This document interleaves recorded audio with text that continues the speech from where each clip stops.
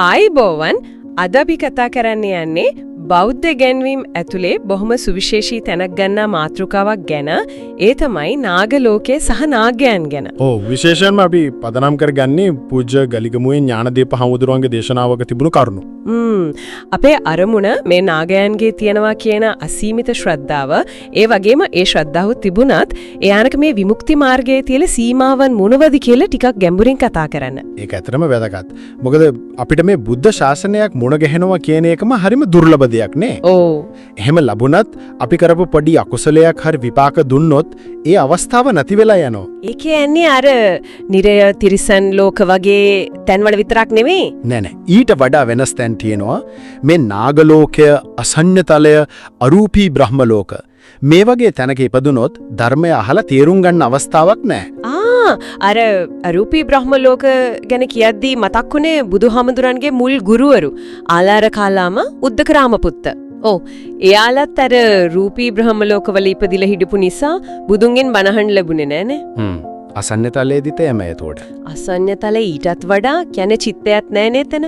ඉතින් කල්ප ගානක් ගියත් බුදු කෙනෙක් ලෝකේ පහළ වුණා කියලාවත් දැනගන්න විදිහක් නෑ. හැබැයි නාග ලෝකේ ඊට වඩා වෙනස් නේද? යාලට අර ශ්‍රද්ධාව.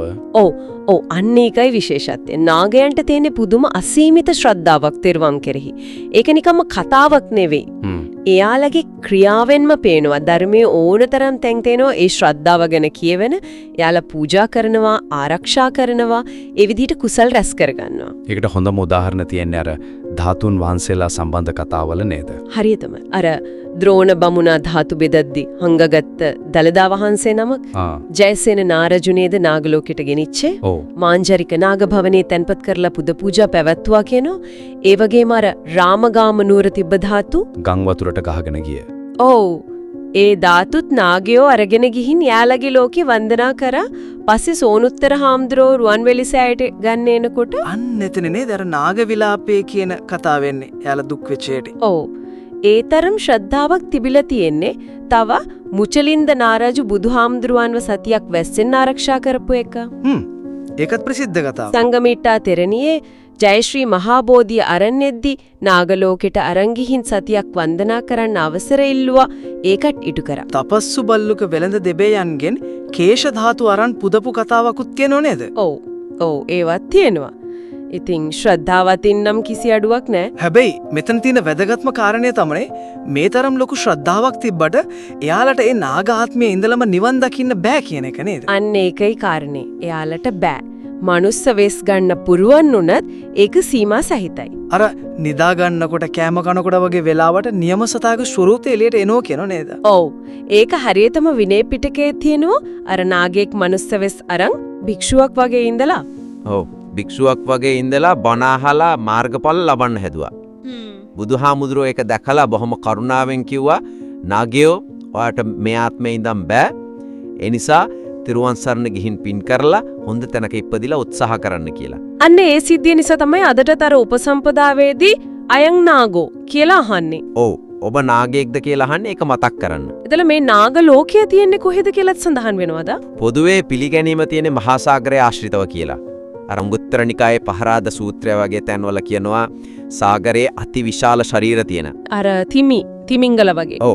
තිමි, තිමිංගල, තිමිරපිණ්ඩල, නාග, අසුර, ගාන්ධරව වගේ යොදුන් 100 ගණන් ලොකු ජීවයන් ඉන්නවා කියලා. යුගන්ධර පර්වතය වගේ නාග විමාන ගණත් කියවෙනවා. එයාලට වතුර දිගේ ගමන් කරන්න පුරුවන්. බුදුහාමුදුරුවෝ එයාලගේ ඉල්ලීවට සිරිපතොල් පිහිටවපු තැනුත් තියනවා කියලාත් කියනව නේද? නර්මදා නදී තීරේ. අනිත් එක කැලණි ගඟේ පතුලේ රළ පහරින් මුවා වෙන තැනක කියලාත් කියනවා. ඒවා ඉතින් අපිට පේන්නේ නෑ ඊට නාගයෝ වන්දනා කරනවා කියලා තමයි විශ්වාසය. හැබැයි මෙතන තව දෙයක් තියෙනවා. අර ලංකාවේ ඉතිහාසයේ එන මණියක්කිත, චූලෝදර, මහෝදර ඒ නාග රජවරු. ඒ අය මේ සාගරේන නාගයෝ නෙවෙයි. ඒ අය නාග කියන ගෝත්‍රයට අයිති නාගයන්ව අදහපු මිනිස්ය පාලකයෝ. ඒක පටලවා ගන්න හොඳ නෑ. හරි.